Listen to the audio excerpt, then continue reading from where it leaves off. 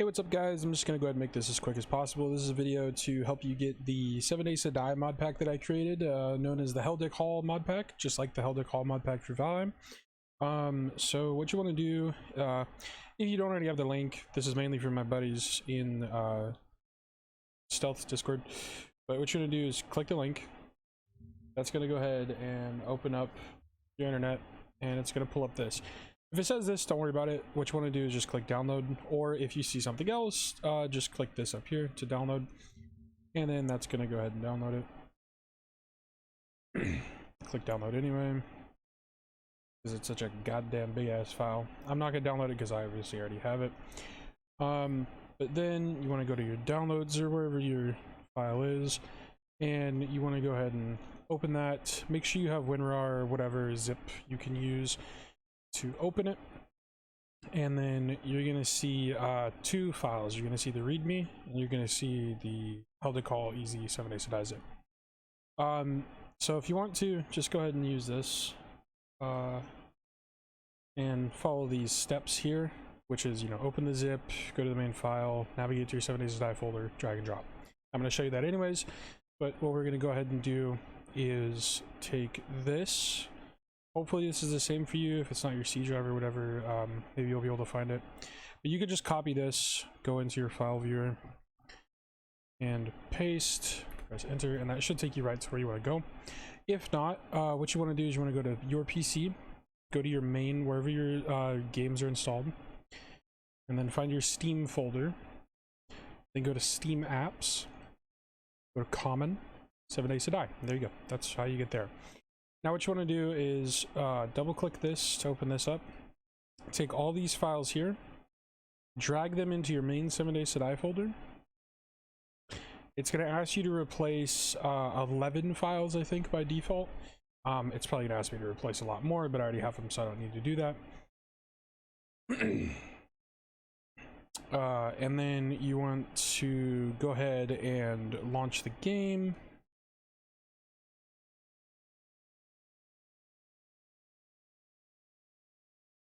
And like I said in the readme file, you may just have only a black screen here, or it may go through all this and then come to this screen right here, but not go further.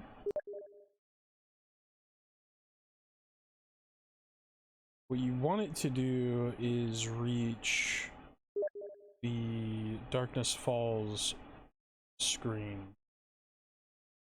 Yeah, like that. If that does that, that doesn't exactly mean that it worked. Now, if you already have a server, this is, by the way, just for client. If you already have a map made, you're gonna have to make a new one, because there are a lot of POIs, places of interest, that are specific to Darkness Falls that need to be created for you to get certain items and have certain enemies spawn that are specific to Darkness Falls. So you'll be missing out on a ton if you don't make a new map. So you want to go ahead and go to new game.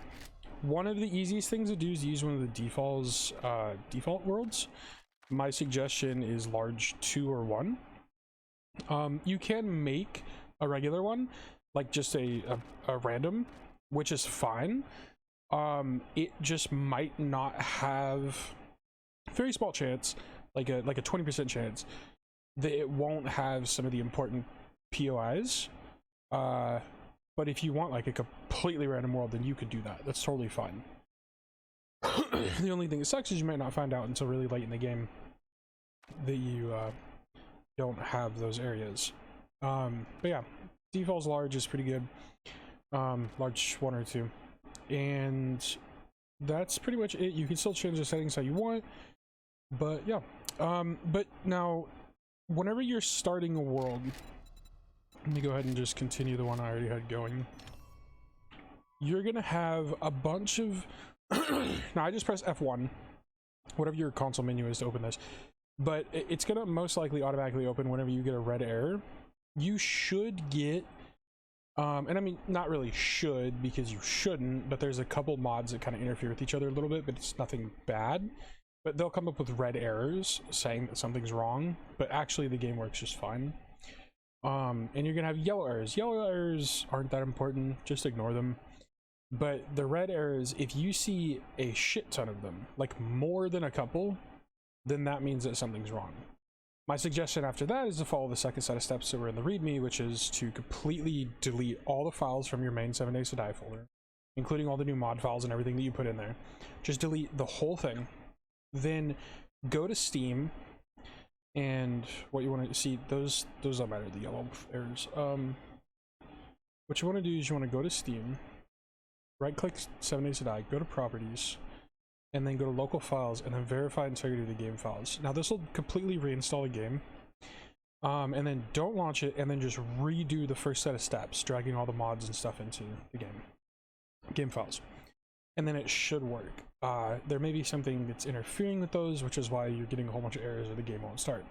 Now, the first time you create a map, it could take upwards of 20 minutes to create that map, especially if it's a really big map. Like the large maps can take 15 minutes to start, even if you have a really good PC. So yeah, it's just it should be good. I think as I alt tabbed, it's kind of taking a little bit more time.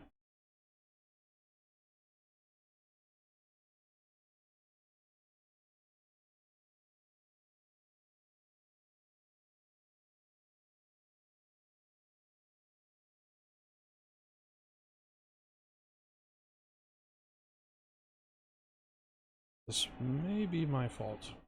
Let's go ahead and restart. Oh, there it goes.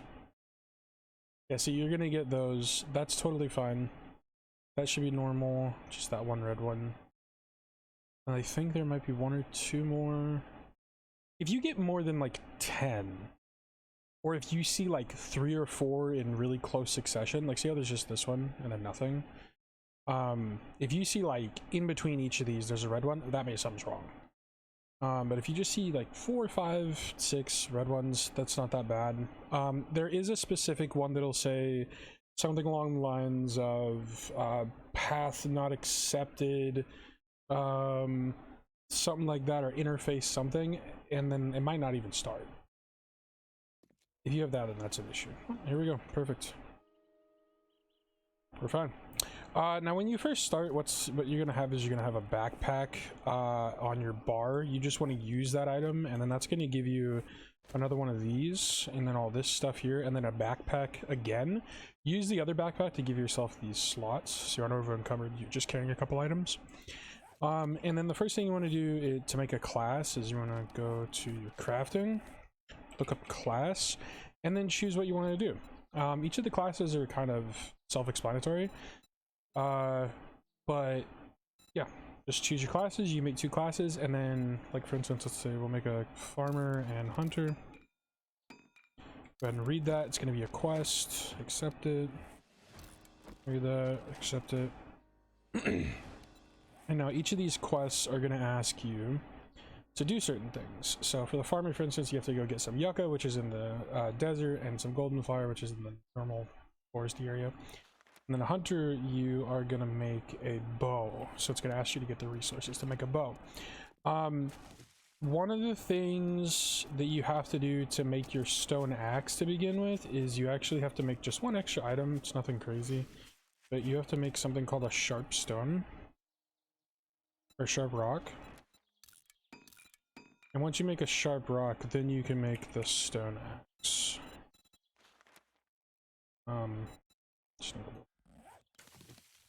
So it's just one extra step, nothing crazy. Also, the axe doesn't act as how to upgrade anymore. See, let's right click.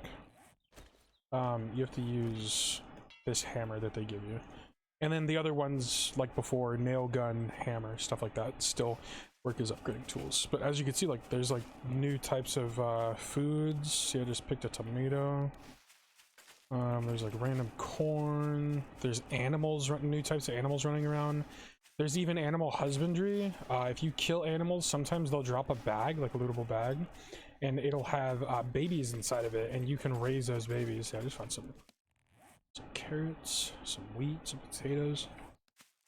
The game is just like 1,000 times more complex. It's not more difficult. I mean, well, overall, the things that you encounter that are new make the game more difficult, but it's still the same 7 Days to Die with just more tacked on. And then as you can see, certain things will disappear once you loot them to free up clutter in the world, which is another one of the mods. But yeah, there you go. That's the Heldic Modpack. Has Darkness Falls along with I think several other mods that are just really nice. Adds a couple things, including B-Dub's vehicles. So you have the thing like the UH helicopter, which is like a military helicopter. And then we also have the chairs. And these are actually, you can actually sit on these if you see this little thing here. Part of a mod. It's pretty cool. Alright. Later. Love you all.